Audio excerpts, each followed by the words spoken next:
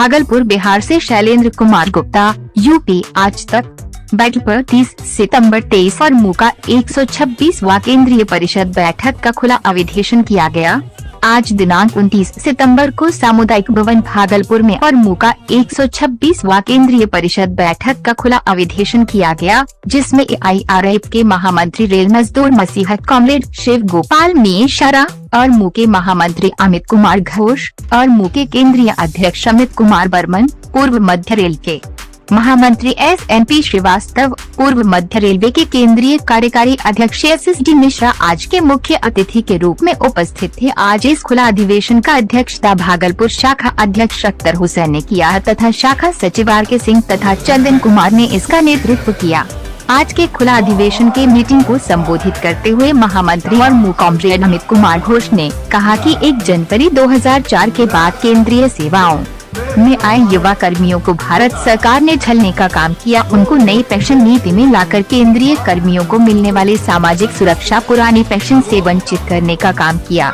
लगातार इसके खिलाफ all India railway men's federation, eastern railway men's union संघर्ष करते आ रही है। वहीं पूर्व मध्य रेल के महामंत्री SN श्रीवास्तव ने कहा कि भागलपुर का ऐतिहासिक इतिहास रहा है और ECR के साथ एक पुराना संबंध रहा है। उन्होंने सरकार को चेताते हुए कहा कि अगर सरकार हमारी बातों को नहीं मानती है तो हम पुनः अपने 1960, 1968 और 1974 के ऐतिहासिक हड़ताल को याद दिलाते हुए फिर से एक विषय में कुछ जानकारी दें।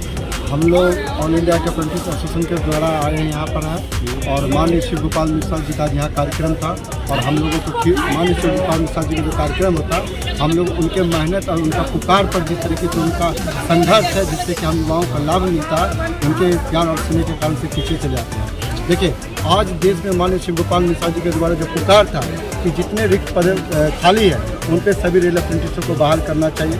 उनके प्रयास से कुछ तो काम हुआ है, लेकिन केंद्र सरकार धीरे धीरे कई मुद्दों पर ला करके इन बच्चों को धीरे धीरे बाहर करने का भी साजिश जो रचा, उनके खिलाफ भी सर के द्वारा हम लोगों के लिए प्रयास किया जा रहा है। और भी कई मुद्दे हैं अप्रेंटिसों को लेकर के, जैसे बचे हुए छात्र है, 109 बैच का है और जो लोगों का अंतिम घटक का मांग है और GM पावर को लेकर के मांग है। इन सभी मुद्दों को लेकर के एक बेहतर विकल्प के रूप में कि अप्रेंटिसों का जो 20,000 सीट मिला उन पर संपूर्ण इसका अधिकार मिले। आने वाला दिन अगर ऐसा नहीं होता है तो बिल्कुल हम लोग विरोध प्रदर्शन में जाकर के बड़े पैमाने पर सरकार के हुंकार निभाने के लिए तैयार है और माननीय श्री गोपाल मिश्रा जी के साथ चल करके इस लड़ाई को पूरा सफल करेंगे, इस तरह विश्वास के साथ। परिचय नाम चंदन पासवान, ऑल इंडिया के अप्रेंटिस एसोसिएशन।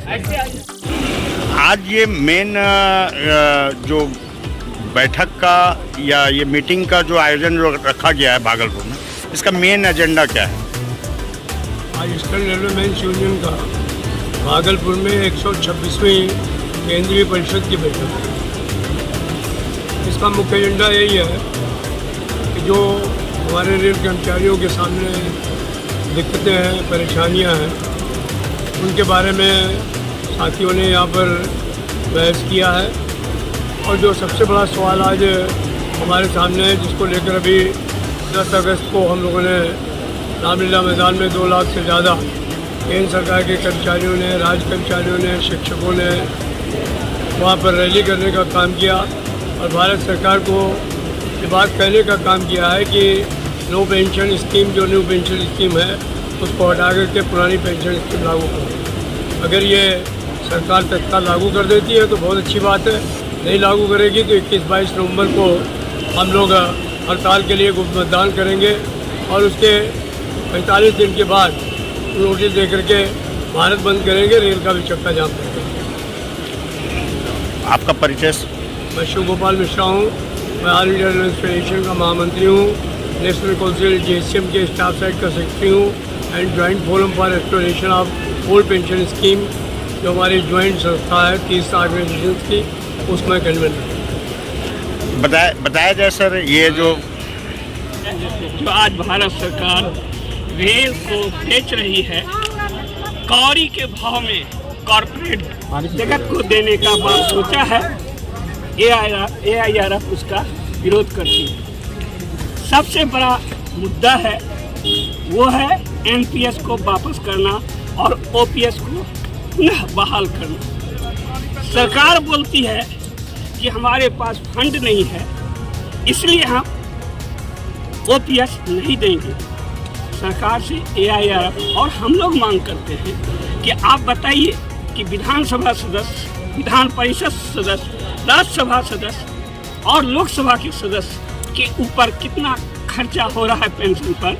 जो OPS के तहत पेंशन ले रहा है वो सरकार डिक्लेयर करे और बताए भारत की जनता को कि बिना काम किए हुए वो सेवा के लिए लोकसभा में गए हैं, विधानसभा में गए हैं, विधान परिषद में गए हैं, और उसके बाद आप कितने रुपये लेते हैं। अगर 4 टर्म चारों सदन का मेंबर हैं तो चारों सदन का पैसा ले रहे हैं। तो जनता को जानना चाहिए कि बिना कमाए ये नेता